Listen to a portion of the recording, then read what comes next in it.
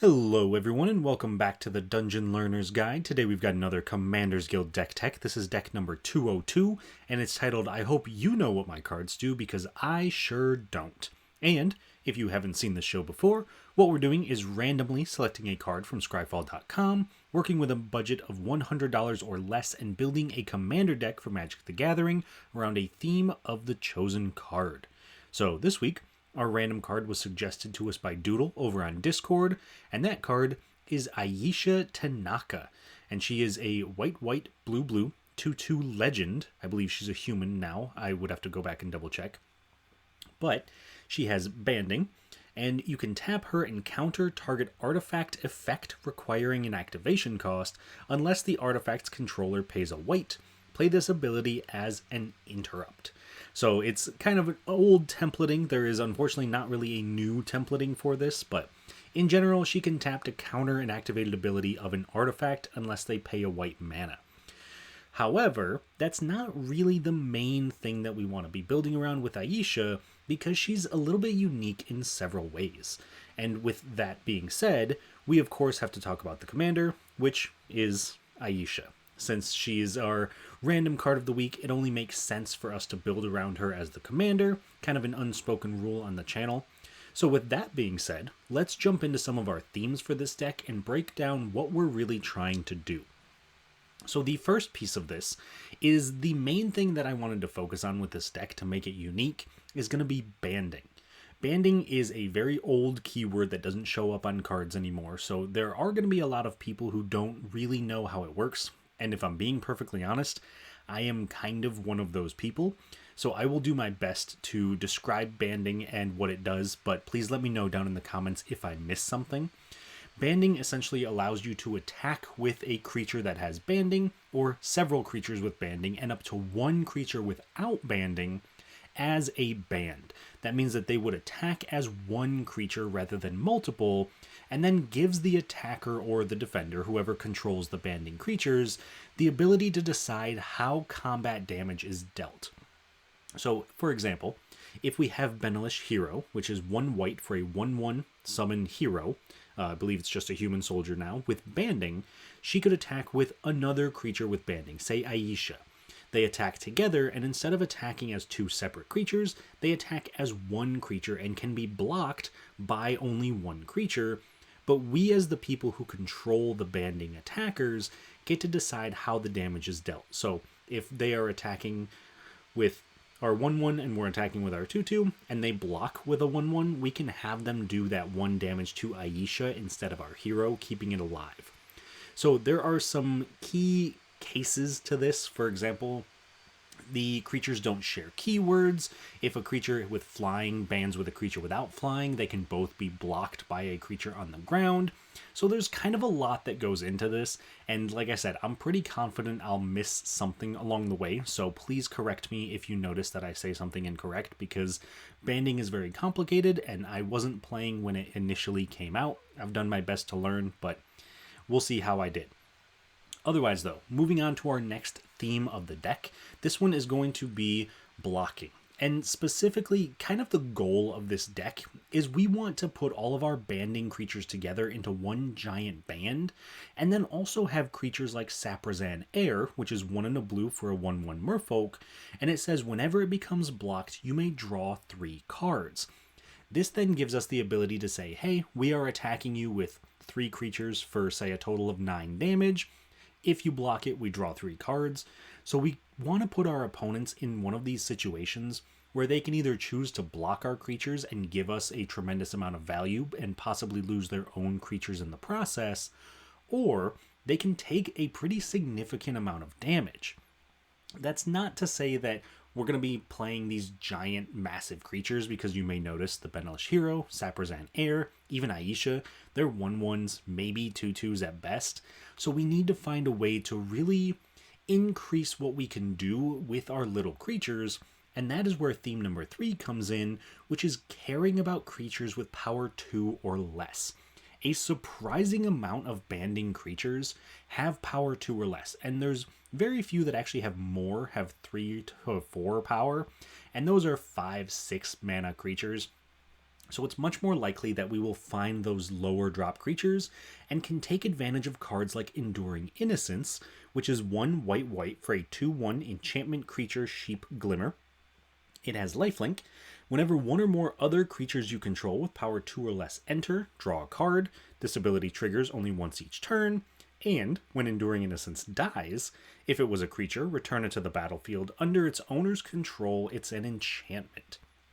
So this gives us the ability to play our little creatures and then draw some cards and then hopefully draw into more little creatures that we can put into play, possibly drawing more cards off of other effects or on other turns, since Enduring Innocence only triggers once a turn, and kind of letting us outvalue the rest of the table and also not really look like much of a threat. A lot of our board is going to be very small until the moment we decide to capitalize and try to get the win.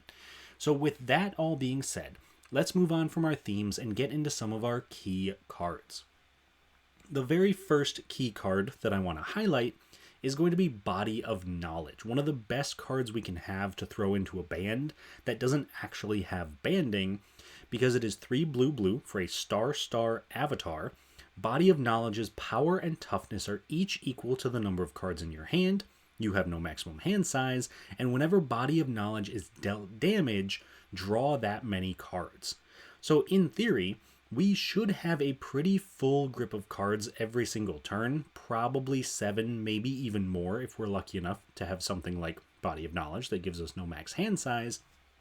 But being able to attack with Body of Knowledge, combined with some of our banding creatures, means that maybe we are attacking in Body of Knowledge as a 7 power creature. We've got a couple of other creatures on there. So say we're just attacking someone for 10. Our opponents now have the choice of, do they block with even say a 3/3 and take no damage, and then let us draw 3 cards because Body of Knowledge will be dealt all that damage, because as a reminder, if we are attacking with banding, we choose how the damage is dealt.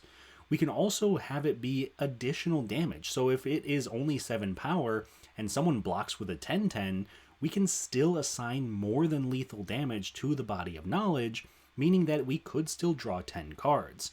Now, that can get a little bit complicated and make combat very difficult, but Body of Knowledge is by far one of the best card draw pieces in the deck, so I definitely wanted to make sure to highlight it.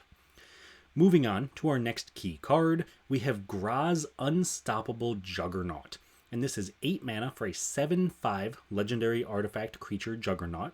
Juggernauts you control attack each combat if able.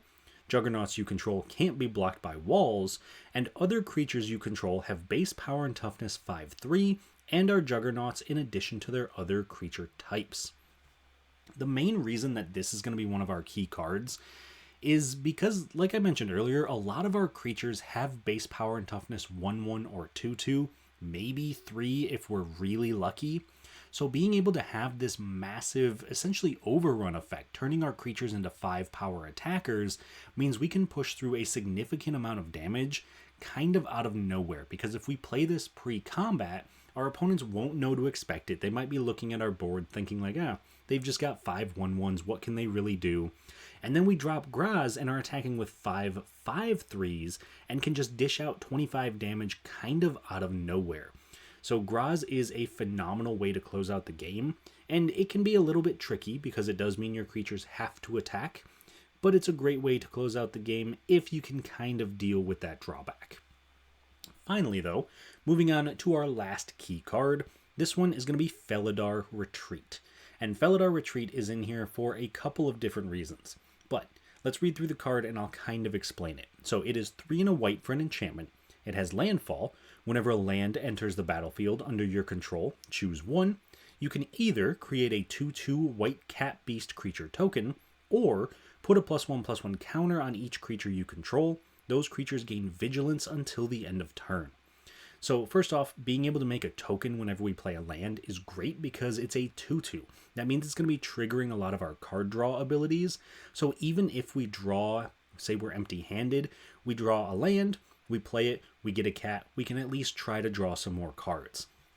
So that is at least one reason it's going to be relevant, plus the obvious that we can start to go wide, make a ton of tokens, and hit people with a large board. But additionally, it's that second ability that really makes this deck run, because being able to put a +1/+1 counter on each creature you control and giving them vigilance means that our creatures are now getting bigger, presenting more of a threat, making them harder to kill in combat, especially if they're attacking as a band, and they have vigilance, so we can block at the same time. And if we're attacking with a band and blocking with a band, it's going to be very difficult for our opponents to kill the things they want to kill or get through the damage they want to get through, because we get to choose how damage is dealt pretty much all the time. And that's something that is a little bit underrated, I think, in Commander. Being able to take advantage of that is very powerful, and controlling combat is one of the big ways that you can win a game. So I think Felidar Retreat, normally when I put it into a deck, I put it in for the token creating aspect of it, but I think this deck really actually wants the second ability more than the first one, which is kind of unique and a little bit unexpected, considering when I first put this in, I thought of it as kind of a generic good card, and then I play tested it a bit and found out it does quite a bit. So anyway, that brings us to the end of our key cards section, and the next thing we got to do is talk about some cool interactions. These are cards that synergize really well with each other, and in some cases can be win conditions, value engines, or maybe just fun cards that I want to highlight. So the first pair of cards that I want to talk about is going to be between Nemesis Mask and Godsend. Now, we don't have a ton of lure effects, these effects that force our opponent's creatures to block our creatures, because they tend to exist mostly in green, and so we didn't get a ton of it, but we do have Nemesis Mask, which is 3 mana for an equipment. All creatures able to block equipped creature do so, and it equips for 3. Then we also have another equipment that works incredibly well with Nemesis Mask, and that is Godsend, which is 1 white for a legendary artifact equipment. Equipped creature gets +3/+3. Whenever equipped creature blocks or becomes blocked by one or more creatures, you may exile one of those creatures. And to top it all off, your opponents can't cast spells with the same name as a card exiled with Godsend. Equip for 3. So essentially what we can do is if there is a creature on board that we really want to remove, and we equip both Nemesis Mask and Godsend to one creature, we can attack the player who controls that creature. They're forced to block everything on the attacking creature. Since Godsend saw one of them block, we then exile the thing that we want to exile. Normally, the final clause of Godsend isn't going to be relevant. Your opponents can't cast spells with the same name as cards exiled, but it does affect all opponents. So, for example, if we, say, exile a Llanowar Elves for one opponent, none of our opponents are able to cast a Llanowar Elves, even if they still have theirs in their deck. So it's very unlikely that that becomes relevant given the nature of the singleton format, but it is a possibility and something to pay attention to as the game goes on. Moving on, though, we get to our second cool interaction, and this one is between Infiltration Lens and Tromokratis. So once again, kind of trying to force this decision of, do you want to take a lot of damage, or do you want to give us some sort of card advantage? Because Infiltration Lens is 1 mana for an equipment. Whenever equipped creature becomes blocked by a creature, you may draw 2 cards, and it equips for 1.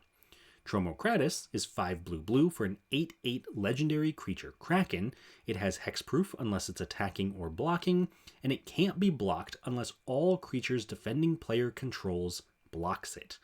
So if we attack somebody with Tromokratis and it's equipped with Infiltration Lens, their options are to take 8 or to block it, most likely lose a creature, and let us draw 2 cards. That's not exactly an easy decision to be making, especially as we get later in the game. Maybe we have even banded it up with something else, so it's more than 8 damage. Maybe we're running out of cards, so it's very important that we get the card draw, and our opponents really don't want to give it to us. Maybe our opponents are low on life totals. There's a lot of ways that this can play into the game, and I think it makes for kind of a fun mini game, a game within the game, to be able to play in a game of Commander. So let me know what you think about this one. Would you prefer to take the 8 damage from Tromokratis or let your opponent draw 2 cards? Because I think that I would usually take the 8, but I might be in the minority on that one. So let me know what you think, because I would be interested to know what people's mindsets would be for that decision. Moving on though, we get to the budget portion of our deck tech, and this week our total deck price came in at $60.57, so pretty cheap all things considered, and the most expensive card in the deck was Knights of Thorn at $7.66. Now, if you decided to cut Knights of Thorn and a couple of other banding cards that were only ever printed in sets like the Dark, you can actually trim the price of this deck down significantly lower than it already is, most likely dipping below $50 by just cutting one or two cards. Because Knights of Thorn, while it's a good banding card, it's 4 mana for a 2/2 with protection from red, and of course banding, it honestly doesn't do much else. And it's a shame that banding hasn't come back, although I will say I will probably regret saying that if banding ever does come back. I think it'll cause a little bit of chaos. But because it's never come back, there's never been a reason to reprint Knights of Thorn, and it probably never will get a reprinting, meaning that it's always going to be one of the most expensive cards in the deck.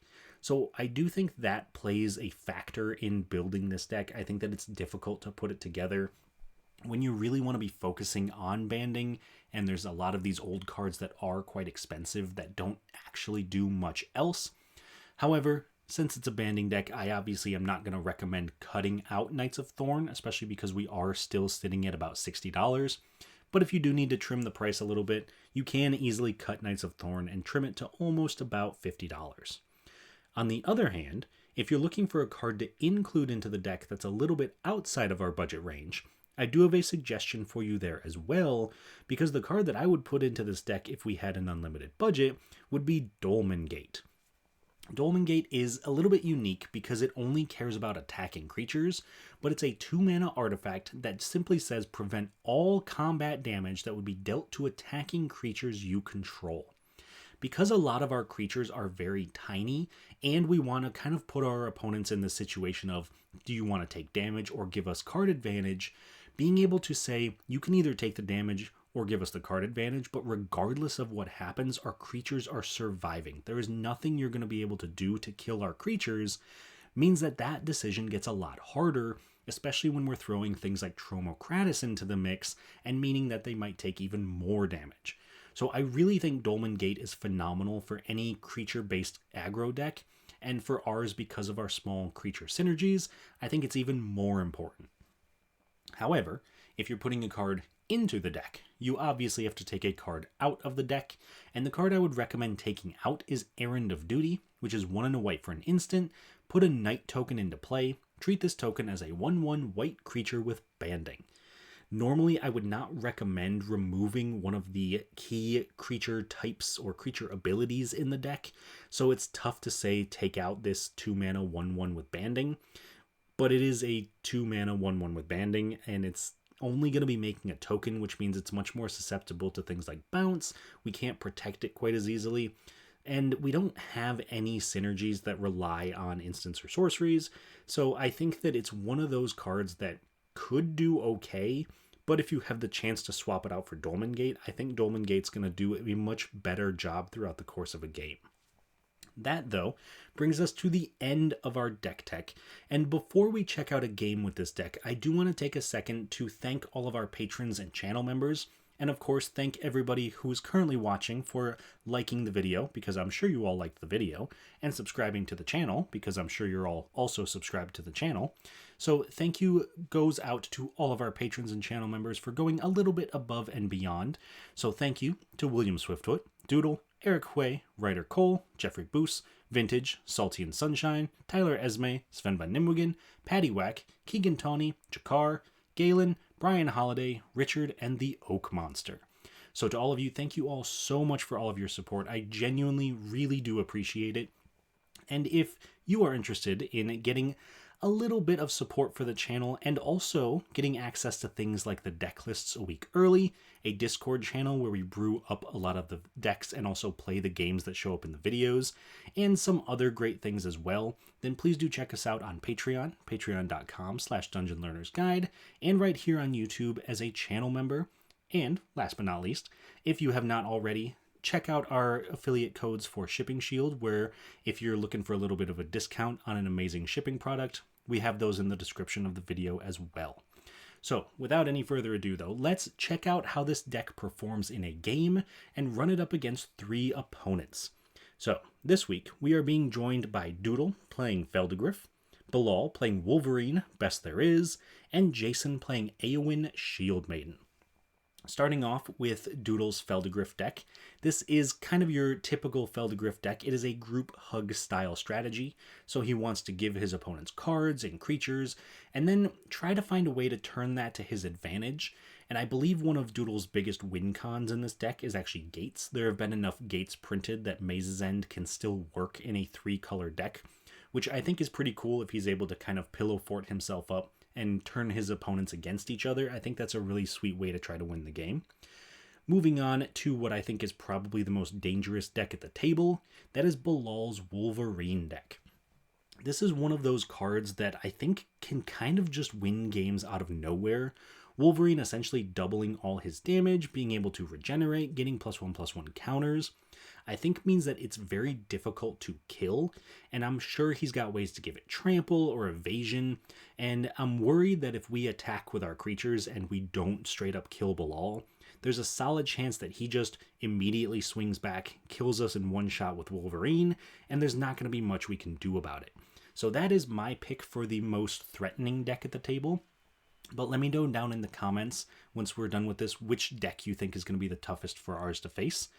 And last but not least, though, we got to talk about Jason's human deck with Eowyn Shield Maiden, because all he really wants to do in this deck is play a ton of humans, go wide, make them super big with Lord effects, and then just keep smacking his opponents. We've seen this deck a couple of different times on the channel, and every single time it really puts in the work. Eowyn is a phenomenal commander, and there's so many synergies between humans at this point that it's kind of one of those decks that once it gets snowballing, it's very difficult to stop. So, those are all of our opponents this week. Let me know down in the comments who you think is going to wind up walking out the winner this week. I always love to hear those predictions. And if you have any interest in any future videos like this, please do like the video, subscribe to the channel, and let me know if there's any cards you'd like to see me build around in the future.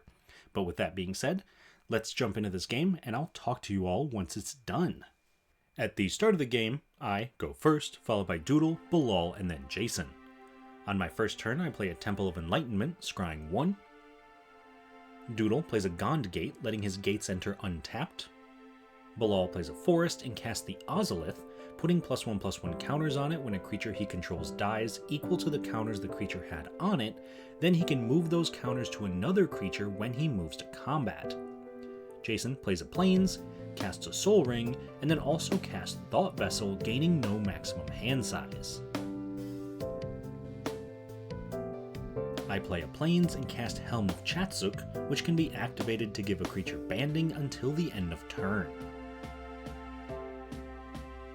Doodle plays a Seagate, naming green so that it taps for both blue and green, then casts Sakura Tribe Elder. Bilal plays a Mountain and casts his own Sakura Tribe Elder. Jason plays a Prairie Stream tapped. I play a Plains and cast Enduring Innocence, letting me draw a card once per turn when a creature with power 2 or less enters under my control.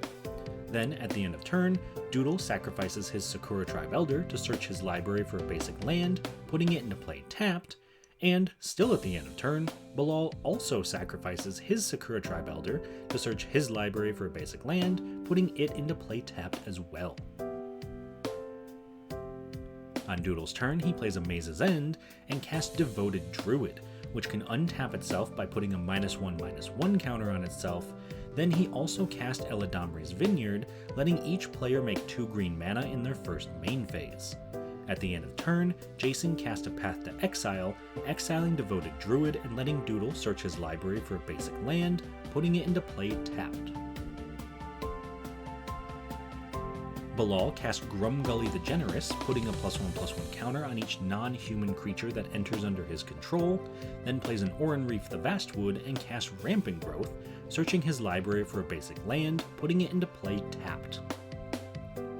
Jason plays a Glacial Fortress and casts Rick Steadfast Leader, choosing First Strike and Vigilance when it enters, so humans he controls have both of those abilities, and if he controls 4 or more humans, then humans he controls get +2/+2.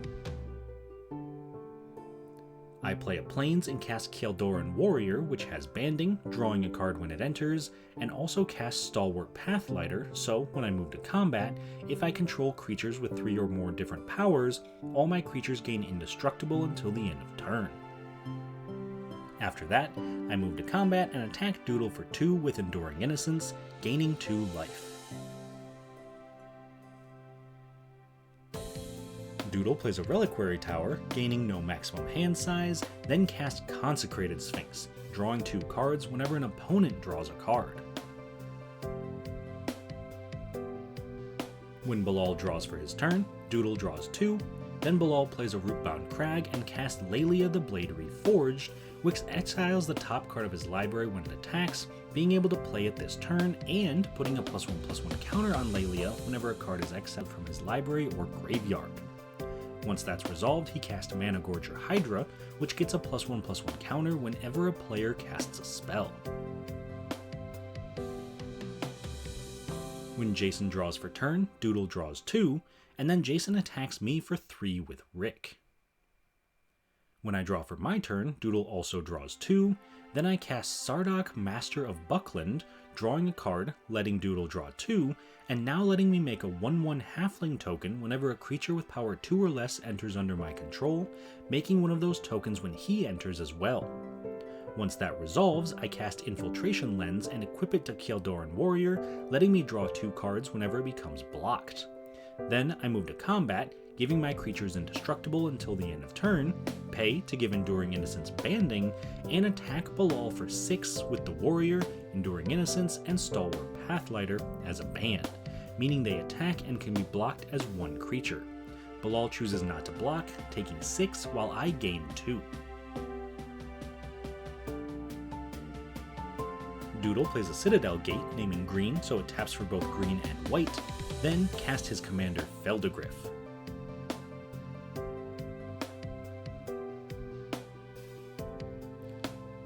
After that, he casts Explore the Underdark, searching his library for 2 gates, specifically Baldur's Gate and Basilisk Gate, putting them into play, and then also taking the initiative, searching his library for a basic land and putting it into his hand. When Bilal draws for turn, Doodle also draws 2, then he casts Thundering Raiju, which enters with a +1/+1 counter and puts a +1/+1 counter on target creature when it attacks, and also does damage to each opponent equal to the number of other modified creatures he controls.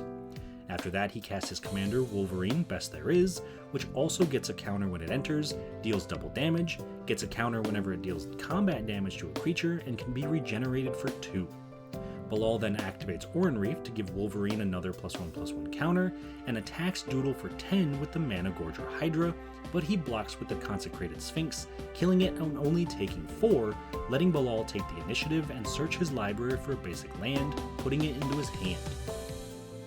Jason plays a Plains, attacks Bilal for 3 with Rick, taking the initiative, searching his library for a basic land, and putting it into his hand. I cast Drellknock, which lets me draw 2 cards when it becomes blocked, move to combat, giving my creatures indestructible, paying to give the Pathlighter banding, and attacking Bilal for 6. Gaining 2 life as well, then in my second main phase, I play a Plains and pass. Doodle casts Azuri's Predation, creating a 4/4 beast token for each creature his opponents control, then having each of the beasts fight a different creature. This winds up wiping most of the board, leaving behind Mana Gorger Hydra, and thanks to Jason casting Unbreakable Formation, giving his creatures indestructible, Rick. Once that resolves, Doodle also casts Krosan Grip, destroying the Ozolith. Finally, he moves to combat and attacks me for 4 with his commander. Bilal plays a mountain and casts Bear Umbra, enchanting Mana Gorger Hydra, giving it +2/+2 and letting him untap all his lands whenever it attacks. Then he casts Kodama's Reach, searching his library for 2 basic lands, putting one into play tapped and the other into his hand. After that, he plays a mountain, which he couldn't have done since he'd already played a land this turn, and attacks Doodle for 18 with his Hydra, untapping all his lands, and Doodle blocks with all of his beast tokens, destroying the Bear Umbra instead of the Hydra, and killing 4 beasts. In his second main phase, Bilal recasts his commander Wolverine and activates Oran Reef to put a +1/+1 counter on him. In Jason's upkeep, he takes the initiative, putting 2 +1/+1 counters on Rick, plays a mountain, and casts his commander Eowyn Fearless Knight, exiling Mana Gorger Hydra when she enters, and giving his legendary creatures protection from green until the end of turn. Then he attacks me for 3, and attacks Bilal for 5.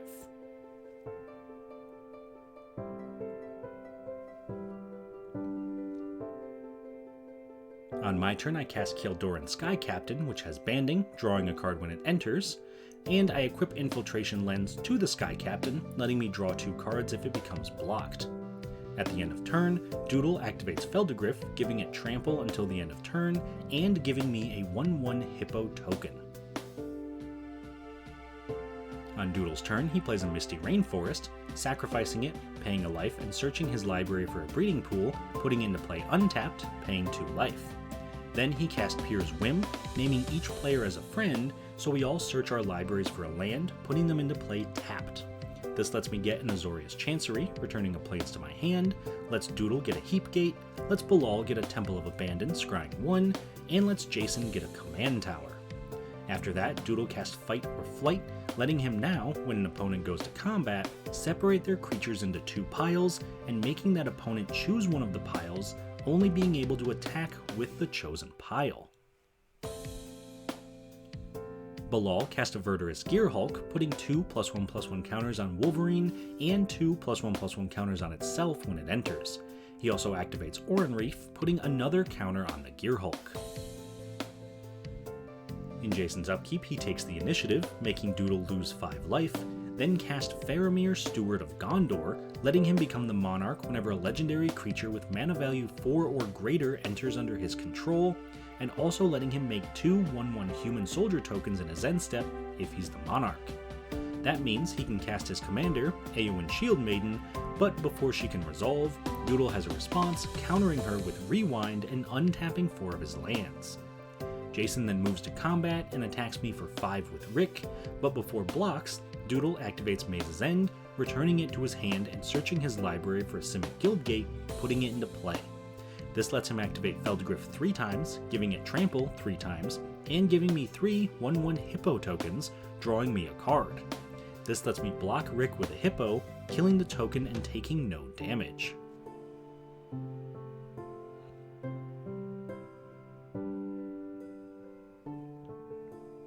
On my turn, I play an island and cast Gra's Unstoppable Juggernaut, giving all my other creatures base power and toughness 5/3, and also making them attack each combat if able. When I move to combat, Doodle separates my Sky Knight and a Hippo into 1 pile, and the other 2 Hippos into another pile, meaning I can only attack Doodle for 10 as a band with the Sky Knight and a Hippo. Doodle activates Feldegriff, giving it flying until the end of turn, letting Bilal gain 2 life. Then he blocks my band with 2 beasts and his commander, letting me draw 2 cards, kill Feldegriff with first strike damage, then kill a beast token while I have both beasts assign their damage to the Hippo, keeping my Sky Knight alive. On Doodle's turn, he replays Maze's End and casts Glunch the Bestower, then also recast his commander Feldegriff. After that, he casts both Dictate of Crufix, letting each player draw an additional card in their upkeep, and casts Temple Bell, which can tap to let each player draw a card. Finally, he moves to his end step, triggering Glunch, which lets a player, in this case himself, draw a card, while another player, Jason, puts 2 +1/+1 counters on Faramir, and a third player, Bilal, makes 2 treasure tokens. On Bilal's turn, he simply plays a Raging Ravine, and then passes.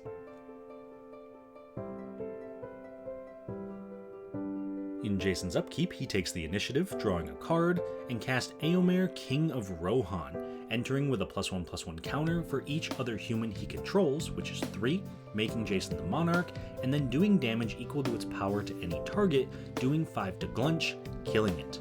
He then mistakenly triggers Faramir, making 2 human tokens, but Faramir shouldn't have triggered until his end step. This now gives him 5 or more humans, so Rick gives all his other creatures an additional +2/+2, and after that, he casts Taunt from the Ramparts, goading all of his opponent's creatures and preventing them from blocking until his next turn. This then lets him move to combat, attacking Bilal and I both for 5, and then Jason also draws at the end of his turn since he's now the Monarch.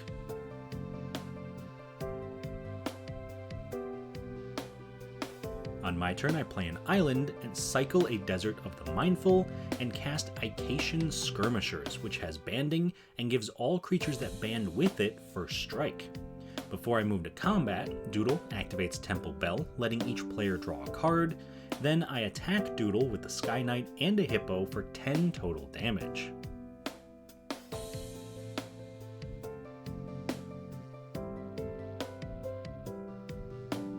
On Doodle's turn, he activates Maze's End, searching his library for an Azorius Guildgate, putting it into play, then cast Quain Itinerant Meddler, which can tap to let each player gain a life and draw a card.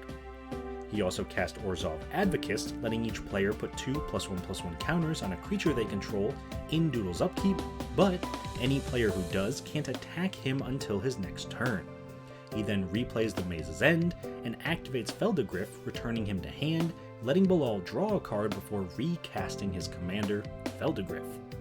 He also casts a Soul Ring, and then moves to combat, meaning Doodle only has to attack with his beast tokens, attacking me with both of them for 8 total damage, and in his second main phase, he plays a Selesnya Signet before passing. Bilal plays a Gruul Turf, returning a forest to his hand, then cast Rishkar Pima Renegade, putting a +1/+1 counter on itself and Wolverine when it enters, now also letting his creatures with +1/+1 counters tap for a green mana. Then he cast Rishkar's Expertise, drawing 7 cards since he controls a creature with 7 power, and playing a card for free from his hand, choosing to put Colonian Hydra into play, which doubles all the counters on his creatures whenever it attacks. Once that resolves, Bilal casts Snake Umbra, enchanting Wolverine, to give him +1/+1 and drawing a card when he deals damage to an opponent. When he moves to combat, Bilal and Doodle make a deal so that Bilal doesn't have to attack with his goated commander. By separating Bilal's creatures into 2 piles, one of which includes his Hydra and the other includes everything else, Bilal is able to choose the pile with the Hydra to attack, meaning Wolverine is now unable to attack and can stay back as a blocker. In Jason's upkeep, he takes the initiative, completing the Undercity, revealing the top 10 cards of his library, putting a creature into play from among them with 3 +1/+1 counters and hexproof until his next turn. This lets him put Eomer, Marshal of Rohan, into play, and now, whenever one or more attacking legendary creatures he controls die, he untaps all creatures he controls and gets an additional combat phase once per turn.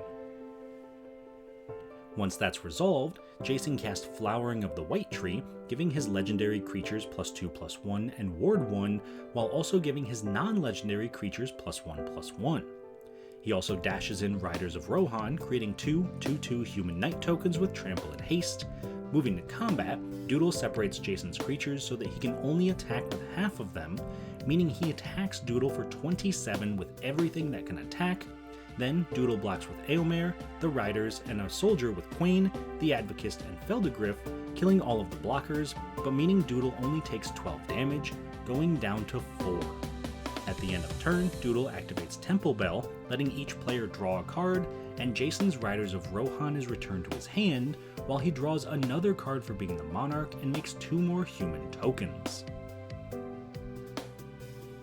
On my turn, I cast a Felidar Retreat, letting me either make a 2/2 cat token or put a +1/+1 counter on all my creatures, giving them vigilance until the end of turn whenever a land enters under my control. This lets me play a Plains, putting a counter on each of my creatures and giving them vigilance. Then I re-equip Infiltration Lens to Graz and attack Doodle for 6 with a Hippo, attack Jason for 6 with the Sky Knight, and attack Bilal for 14 with Graz and Ayesha Skirmishers as a band.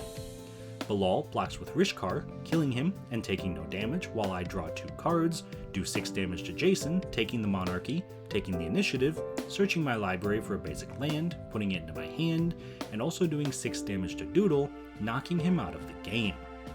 Finally, at the end of turn, I draw for being the monarch. Bilal plays a forest and casts Tribute to the World Tree, letting him draw a card when a creature with power 3 or greater enters under his control, or put 2 +1/+1 counters on a creature with power 2 or less that enters under his control. Then he also casts Taurian Mauler, entering with 2 counters and getting a +1/+1 counter whenever an opponent casts a spell. He moves to combat, attacking Jason with Wolverine, and attacks me with the Colonian Hydra, doubling the counters on all of his creatures. Jason blocks Wolverine with a soldier token, and I block the Hydra with Graz and Icatian Skirmishers. This lets me kill the Hydra, keep my creatures, and take no damage. Jason, however, isn't as lucky, because before damage, Bilal flashes in Embercleave, equipping it to Wolverine, giving him +1/+1 double strike and trample, and this means that even with the blocks, Jason takes 32 damage, getting knocked out with commander damage. In his second main phase, Bilal casts Chishiro the Shattered Blade, letting him draw a card.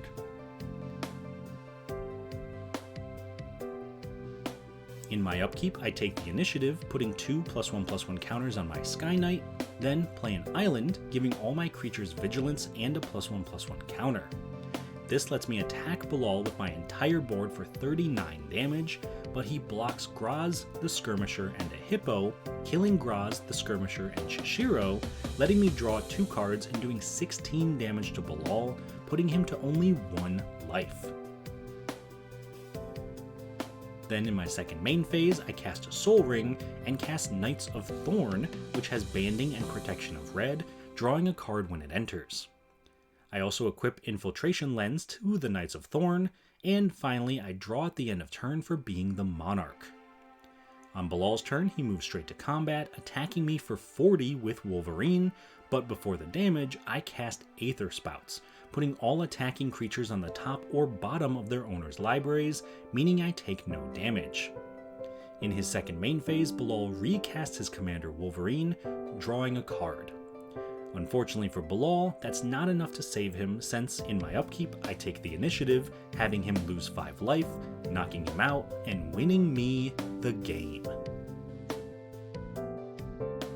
Alright, so that was a sweet game. Definitely a lot going on, very punchy in terms of gameplay, a lot of aggro, a lot of damage being dealt. And I think we really got lucky as the game progressed, because we weren't presenting a massive threat. Even after we got Graz into play, we weren't doing too much. We were hitting for a handful here and there, but we were kind of falling behind Doodle, who was generating a ton of value. We were falling behind Jason, who had a massive board presence. And I think that allowed us to kind of slip in under the radar. And then by the end of the game, you may have noticed, I know I certainly did editing, and I'm hoping my opponents don't notice, that I kept up the mana for that Aether Spouts pretty much the entire game. There was not a single turn that went by that I didn't have that mana ready to go just in case. So I had backup plans, but we needed to be able to execute those plans. And I think the +1/+1 counters and Graz really helped us push through. And despite the fact that the deck was all about banding, it did feel a lot more powerful than I originally expected. It felt very synergistic and felt like we could draw a ton of cards and keep accruing value. So I was very happy with how this deck turned out. Let me know, though, if there's any cards you think we should add to the deck, or cards that you think I put in that shouldn't have made the cut. I always love to hear people's opinions. And then let's finish up by talking about everybody else's decks as well. Going around the table, Doodle's Feldgriff deck did exactly what it wanted to do. There were a couple of turns where people would take deals to not attack him or help him out in exchange for card draw, and I was not one of those players in this game, I'm proud to say. I stood up to the group hug player and said, no deals, we're here to attack, that's what we're doing. But he almost got there with his Maze's End.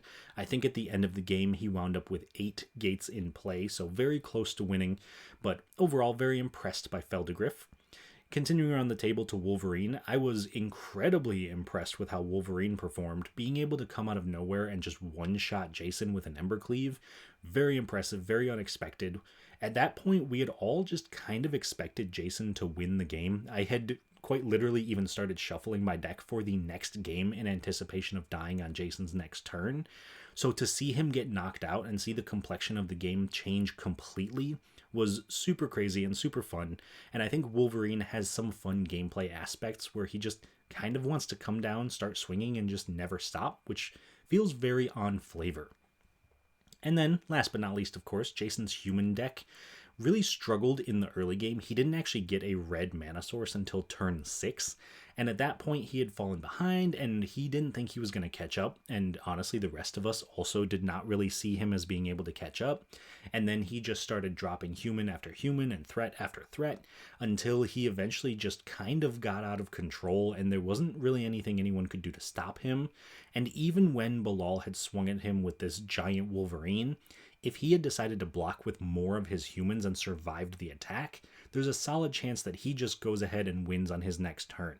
So I think that that was Jason's game pretty much up until the end, but whoever sees an Embercleave coming, I know I certainly don't. So overall, a ton of fun in that game. I hope you all enjoyed it. I certainly did. Obviously, I won, so I'm a little bit biased, but still a good time. As always, if you have any suggestions for future videos, please do drop them in the comments. Make sure you like the video, subscribe to the channel, and I will see you all on the other side of the Dungeon Learner's Guide.